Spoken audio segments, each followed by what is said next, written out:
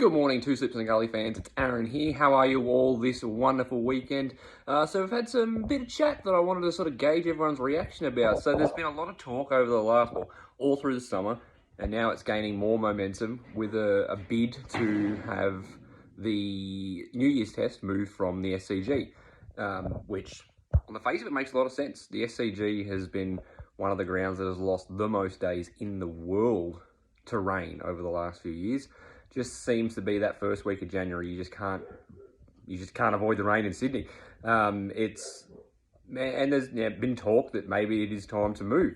Michael Clark was very much against it, came out and said that the day that they move the New Year's test from Sydney is the day that Test cricket dies in Australia. And as a New South Wales fan, I find that quite an extreme reaction. I think so long as Sydney gets a test, that there is no real issue with the test being played at Sydney. Let's face it, now that the MCG has been revitalised after it picked up its poor rating in the 2017 Ashes, the SCG is comfortably the slowest wicket in the country.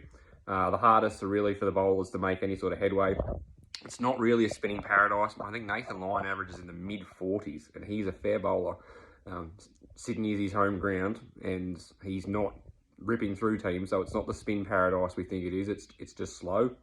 And when you're losing a stack of time every year to rain, it makes it difficult to get a result, and that's ideally what we want as cricket fans and cricket players. You want to play a game where they're going to have a result.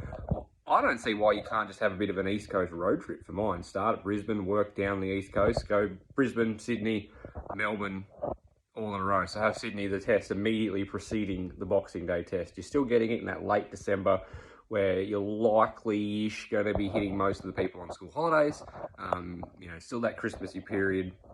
I just think it just makes sense. And then have your New Year's gala at Adelaide where, it's going to be a day-night test straight after New Year's. Pink ball, and it's a wonderful ground, Adelaide. Everyone talks about it for years, being one of the most picturesque grounds in the country. So it could be quite a spectacle to have the New Year's test in Adelaide and move it across there.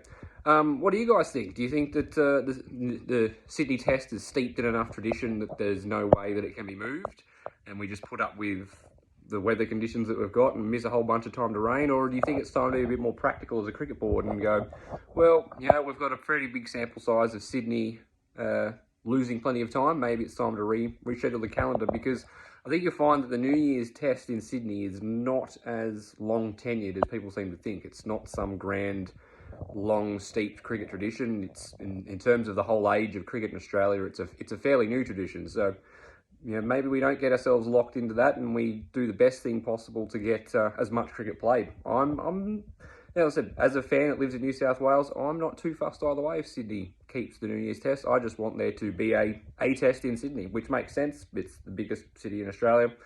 So, I'm happy for it to move for the good of cricket in total for the country. And I do think that a New Year's test in Adelaide would be quite a spectacle. So, what do you think? Talk to me, Two Slips and a Gully fans.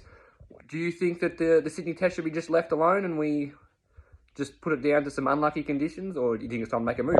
Let us know. Hit us up on the socials. Until then, bye for now.